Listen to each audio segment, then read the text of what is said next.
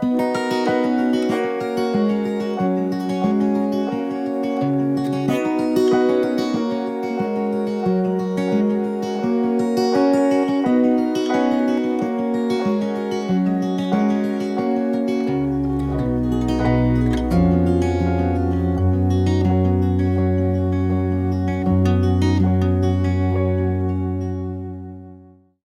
lecture de ce matin se trouve dans l'évangile de Jean, au chapitre 4, et nous lirons à partir du verset 7. Une femme de Samarie vint puiser de l'eau, et Jésus lui dit « Donne-moi à boire ». Ses disciples étaient allés à la ville pour acheter de quoi manger. La femme samaritaine dit à Jésus « Mais tu es juif, comment oses-tu donc me demander à boire, à moi, une Samaritaine ?» En effet, les Juifs n'ont pas de relation avec les Samaritains.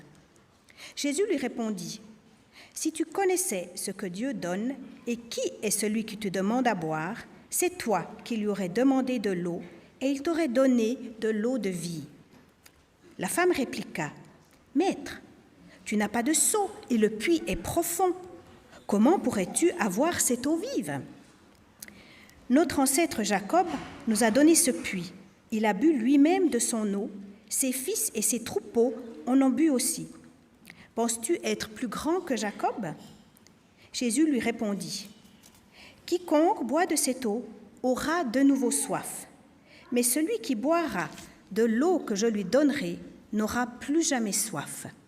L'eau que je lui donnerai deviendra en lui une source d'où jaillira la vie éternelle. » La femme lui dit, « Maître, donne-moi cette eau pour que je n'ai plus soif et que je n'ai plus besoin de venir puiser de l'eau ici. » Jésus lui dit, « Va chercher ton mari et reviens ici. » La femme lui répondit, « Je n'ai pas de mari. » Et Jésus lui déclara, « Tu as raison d'affirmer que tu n'as pas de mari, car tu as eu 5 maris et l'homme avec lequel tu vis maintenant n'est pas ton mari. Tu as dit la vérité. » Alors la femme s'exclama, « Maître, je vois que tu es un prophète. Nos ancêtres samaritains ont adoré Dieu sur cette montagne. Mais vous, les Juifs, vous dites que l'endroit où l'on doit adorer Dieu est à Jérusalem. » Jésus lui répondit, « Crois-moi, le moment vient où vous n'adorerez le Père ni sur cette montagne, ni à Jérusalem. Vous, les Samaritains, vous adorez Dieu sans le connaître. Nous, les Juifs, nous l'adorons et le connaissons, car le salut vient des Juifs. Mais le moment vient, et il est même déjà là, où les vrais adorateurs adoreront le Père en étant guidés par son Saint-Esprit et selon sa vérité. Car tels sont les adorateurs que veut le Père. Dieu est esprit, et ceux qui l'adorent doivent l'adorer en étant guidés par son Saint-Esprit et selon sa vérité. » La femme lui dit, « Je sais que le Messie, c'est-à-dire le Christ, va venir. Quand il viendra, il nous expliquera tout. » Jésus lui répondit, « Je le suis, moi qui te parle. » À ce moment, les disciples de Jésus revinrent et ils furent étonnés de le voir parler avec une femme, mais aucun d'eux n'osa lui demander, « Que lui veux-tu » ou « Pourquoi parles-tu avec elle ?» Alors la femme laissa sa cruche d'eau et retourna à la ville, où elle dit aux gens, « Venez voir, un homme m'a dit tout ce que j'ai fait, serait-il peut-être le Messie ?» Que Dieu bénisse la lecture de sa parole. Bonjour à tous, un plaisir de pouvoir vous retrouver ce matin, de pouvoir être avec vous. On se réjouit avec Sabrina et Eliora de pouvoir vivre ce sabbat matin avec vous. Le verset, vous avez vu, il s'arrête un peu de manière bizarre, mais on va voir la suite, vous inquiétez pas. Mais avant d'arriver à ce texte, j'aimerais vous demander si ça rappelle à certains quelque chose. Ou pas. Certains oui, ou pas oui, non. Si vous vous rappelez, il y a 2 ans, presque jour pour jour, à 2 jours près, on avait vu ensemble l'histoire du démoniaque possédé qui vivait dans les tombes et puis qui était allé raconter son histoire quand Jésus l'avait délivré. Et je vous avais lancé un petit défi défi de l'allumette, que vous puissiez arriver à raconter votre histoire en un claquement d'allumette jusqu'à ce que la flamme touche vos doigts. Ça vous dit quelque chose maintenant, certains ça? Oui. Bon, ça remonte à 2 ans, hein. Vous êtes tout excusés, vous inquiétez pas. Et je vous avais lancé ce défi de, à la fois, pouvoir raconter votre histoire en un claquement d'allumette et aussi de pouvoir raconter votre histoire à vos enfants, vos voisins, un ami, enfin, à quelqu'un autour de vous. Alors, je ne sais pas si vous avez relevé ce challenge en 2 ans. Vous auriez la bonne excuse de dire « oui, mais avec le Covid, c'était un peu compliqué de voir des gens ». Et vous avez l'excuse toute trouvée, mais peut-être un petit rappel de ça ce matin, et peut-être aussi aller un petit peu plus loin. Parce que j'aimerais bien qu'on puisse voir ensemble quelques clés qui pourraient nous aider à mieux raconter notre histoire. Et qui peuvent nous montrer comment Jésus s'occupe de notre vie, ou en tout cas développe certains blocages qu'on pourrait parfois avoir, parce qu'on n'ose pas aller parler de nous, parce qu'on n'ose pas dire tout ce que Dieu a fait pour nous. Et dans ce récit qui nous a été lu, il y a, dans cette rencontre entre Jésus et cette femme, il y a, je crois, en tout cas, 4 points que j'aimerais partager avec vous ce matin, qui peuvent nous aider pour raconter notre histoire. Mais avant de commencer à ça, j'aimerais vous poser 2 questions. Première question. Imaginez une femme qui est enceinte. Cette femme a déjà 8 enfants. Sur ces 8 enfants, 3 sont sourds, 2 sont aveugles et 1 est handicapé mental. Et cette femme a la syphilis. Est-ce que vous conseilleriez à cette femme d'avorter? Je vous laisse avec cette question. Je vous laisse y réfléchir et je vous pose une deuxième question. Vous devez élire le nouveau leader mondial, le président qui va régner sur le monde entier. Alors on peut dire qu'il y a eu la 3e guerre mondiale, enfin bref. Vous recevez 3 CV et sur ces 3 CV, vous devez décider quel leader vous allez choisir. Premier CV est le suivant. Il s'associe à des politiciens corrompus, il consulte des astrologues, il a 2 maîtresses, il fume beaucoup et boit 8 à 10 martinis par jour. Deuxième CV, il s'est fait renvoyer déjà 2 fois de son travail, il s'endort souvent avant midi, il a utilisé de l'opium au collège et il boit du whisky tous les soirs. Troisième candidat, c'est un héros de guerre décoré, il est végétarien, il ne boit pas d'alcool et il n'a jamais trompé sa femme. Alors si vous choisissez le candidat numéro 1, vous avez choisi Franklin Roosevelt. Si vous choisissez le candidat numéro 2, vous avez choisi Winston Churchill. Et si vous avez choisi le candidat numéro 3, vous le voyez venir, vous avez choisi Adolf Hitler. Et au passage, si vous conseilleriez à la femme qui est enceinte d'avorter, vous avez empêché Beethoven de naître. Voilà des petits exemples, j'aime bien ces petites questions. Vous savez, c'est le genre, quand il y avait pas mal de mailing qui circulaient, c'est le genre de mail qui passait où on nous posait ces questions un peu colle. Mais je crois que ces exemples-là reflètent une chose. Elles reflètent qu'on se trompe, on manque souvent le potentiel des gens. On a du mal à voir, à déceler ce qu'il y a derrière des façades, des situations de vie. On n'arrive pas à aller au-delà. Et parfois, on est bloqué. Et c'est exactement ce qui se passe dans l'histoire de la femme samaritaine qui rencontre Jésus. Jésus va parler à cette femme près du puits, et les disciples, ils sont surpris, littéralement, ils sont abasourdis. Leur bouche est grande ouverte parce qu'ils ne comprennent pas ce que Jésus est en train de faire. Ils ne comprennent pas que Jésus puisse trouver en cette femme quelque chose qui puisse servir à sa mission. Les disciples n'ont pas su reconnaître le potentiel qu'il y avait dans cette femme. D'ailleurs, ils avaient beaucoup de mal à découvrir le plan de Jésus, mais nous aussi, on a un peu la tête dure comme eux. Heureusement, et c'est pour ça qu'on a ce récit, le plus important dans ce récit, c'est que Jésus sait déceler le potentiel des gens, mais surtout, il sait comment le révéler. Et c'est ce qui va nous intéresser ce matin. On découvre l'histoire d'un potentiel révélé, et je crois que ce potentiel est révélé avec en tout cas 4 raisons qui vont aider cette femme à pouvoir témoigner, qui peuvent peut-être nous aider aussi à témoigner en retour. Alors, le verset 28, qui était la suite du récit, merci Pascal de l'avoir déjà lu, parce qu'on va le reprendre juste. Le récit continue, la femme laisse sa jarre et retourne en ville. Et je crois qu'on a un premier point ici qui nous est indiqué. Cette femme est venue avec sa jarre. Elle est venue à une heure de la journée où on ne venait pas puiser de l'eau. Vous savez, c'est le verset 6, il était midi.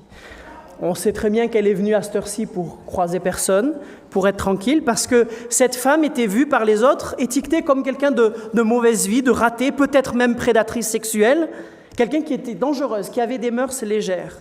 En tout cas, pour les Samaritains, quelqu'un qui n'avait aucun potentiel.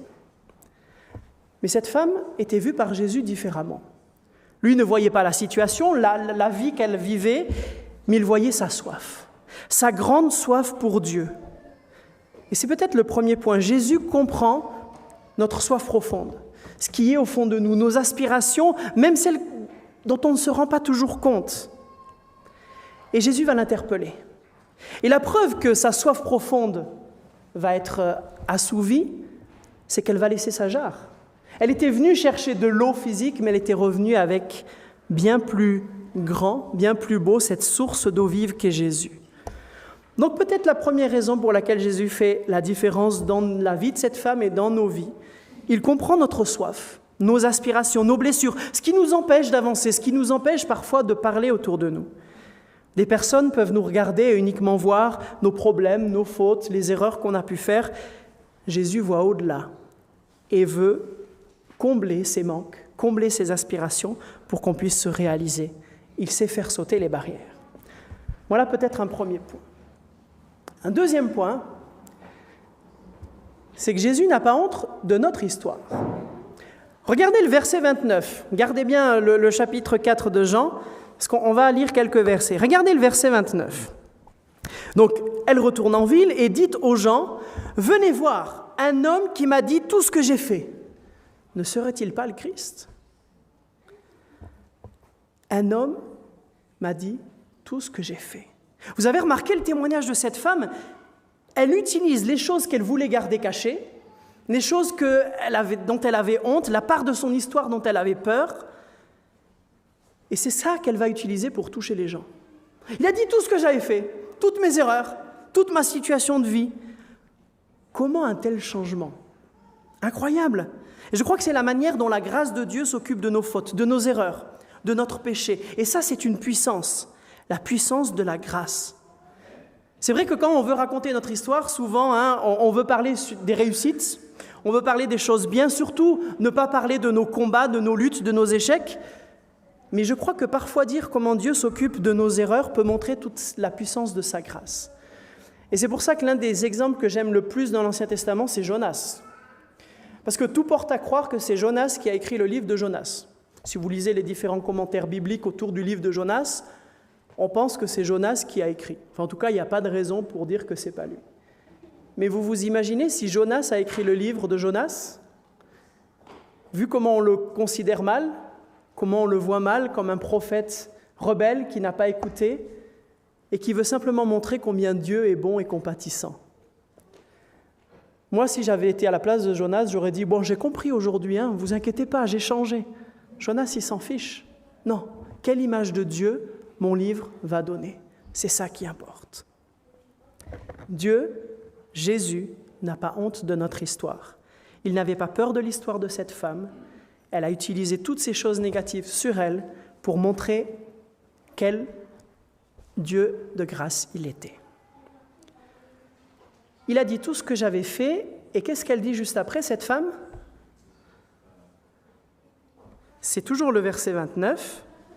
Ne serait-il pas le Christ? Littéralement, c'est plein de doutes, elle dit, et on pourrait presque le dire, mais il n'y a pas moyen que ce soit le Messie, ou c'est pas possible que ce soit lui. Et je crois que c'est le troisième point qui peut nous apporter un élément aujourd'hui, c'est que Jésus peut utiliser nos doutes, nos incompréhensions. Même si on ne comprend pas toutes les choses parfaitement, il peut nous utiliser. On n'a pas besoin d'avoir une foi complète, totale.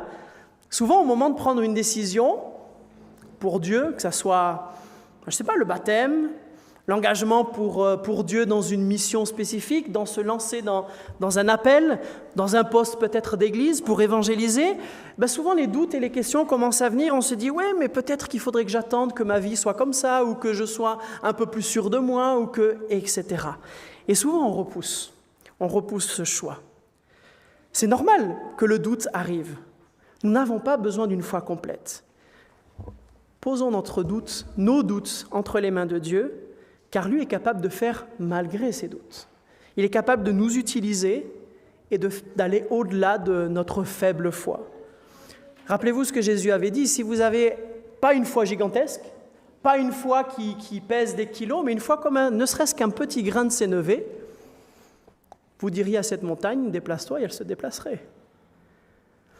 Ça nous fait bizarre, mais ce que Jésus essaie de dire, mais je n'ai pas besoin que vous ayez une foi gigantesque. Mettez le peu que vous avez entre mes mains, et vous verrez. Il y a une petite histoire que j'aime bien d'une petite fille qui est à l'école, et ils discutent de l'histoire de Jonas avec la maîtresse. Et puis la petite fille, elle avait toujours entendu dire que Jonas avait été avalé par une baleine, et la maîtresse, elle lui dit « Non, mais c'est pas possible, une baleine ne peut pas avaler un homme, parce que, etc. » Mais elle ne voulait pas en démordre, on lui avait appris ça, et elle est restée accrochée à ce truc, et la maîtresse voulait un peu l'embêter, la taquiner. Et puis au bout d'un moment, la petite fille, elle dit « Ouais, de toute façon, quand on sera au paradis, je demanderai à Jonas. » Et la maîtresse lui dit « Oui, mais s'il n'est pas au paradis. » La petite fille répond « C'est vous qui lui demanderez. » Alors, elle n'avait pas tout compris, mais vous voyez comment une petite foi simple et immature peut ne pas se laisser démonter, peut continuer à vouloir affirmer ce qu'elle croit au plus profond d'elle. Jésus peut utiliser nos doutes et faire de grandes choses avec. Pour voir le dernier point, on va lire les versets 39 à 42. 39 à 42. Beaucoup de Samaritains de cette ville crurent en Jésus grâce à ce témoignage de la femme. Il m'a dit tout ce que j'ai fait.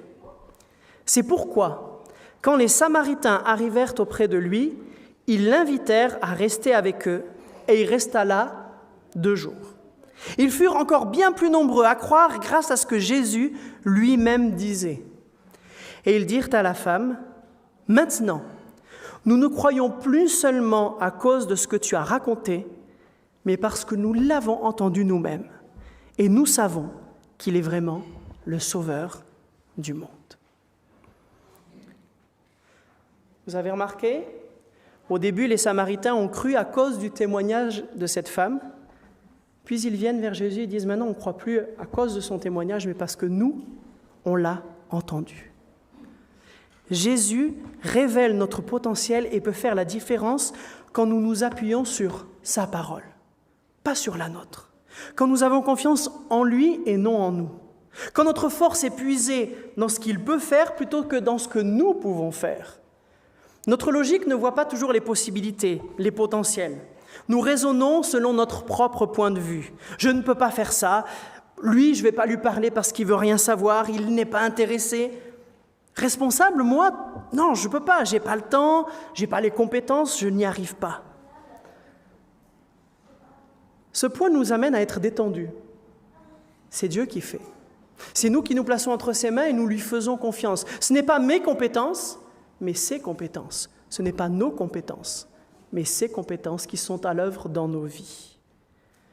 Et du coup, on est beaucoup plus détendu, beaucoup moins de pression sur les épaules en se disant « je vais faire de mon mieux, je vais surtout me placer entre les mains de Dieu et le laisser agir. » Ben oui, moi je sais qu'en tant que pasteur, je ne peux convertir personne. Ce n'est pas moi qui convertis, ce n'est pas une parole qu'on va dire qui peut convertir, c'est le Saint-Esprit qui agit dans la vie d'une personne qui convertit. La parole de Dieu sera beaucoup plus puissante que nos paroles humaines. Nous devons juste amener les personnes à la parole et lui fera le reste.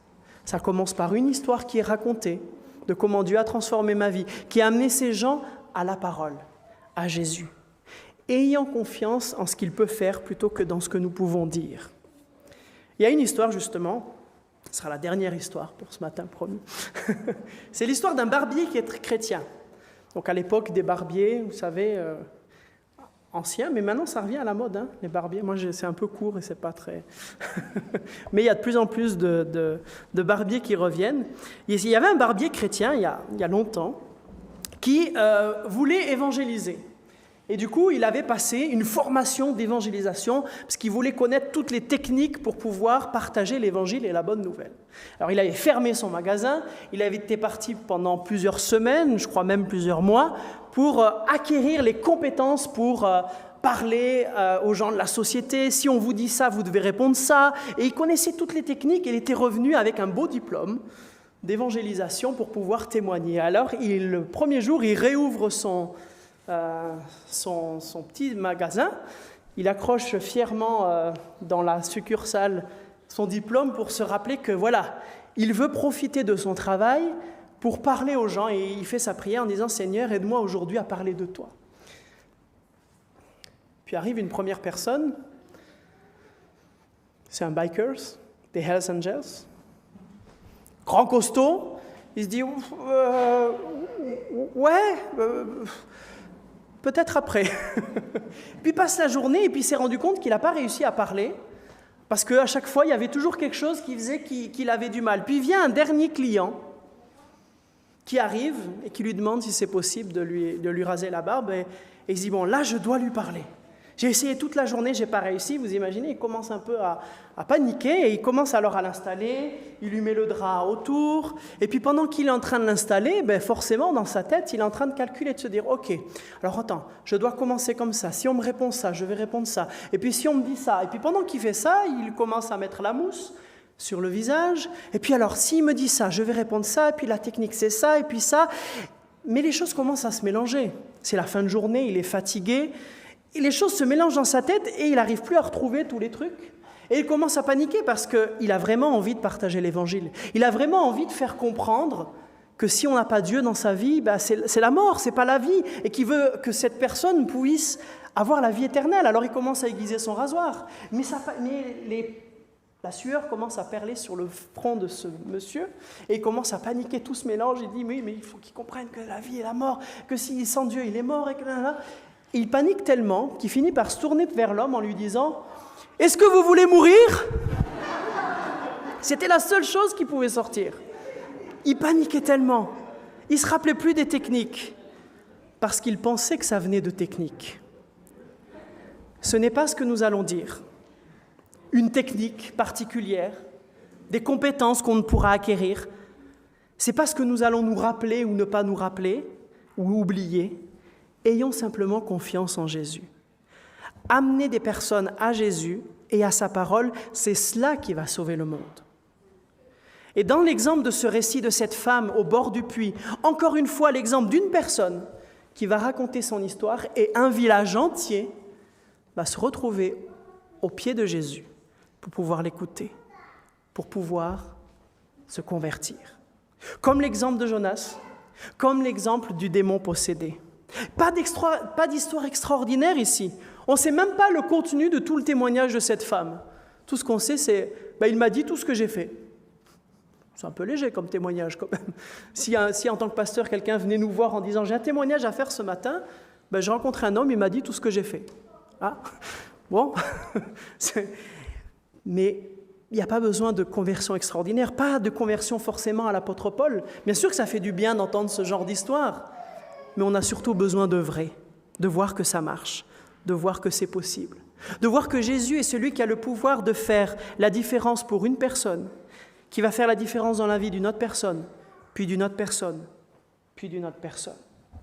Et tandis que nous faisons cela, l'Évangile est en marche et progresse, se propage. Et puis Jésus nous dit, et puis viendra la fin.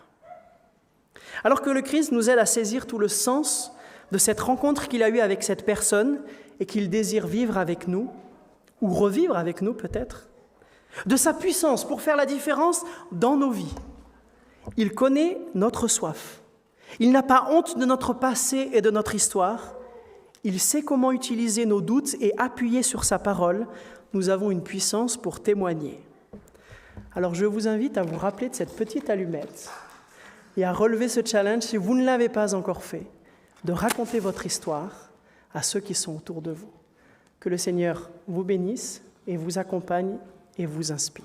Amen.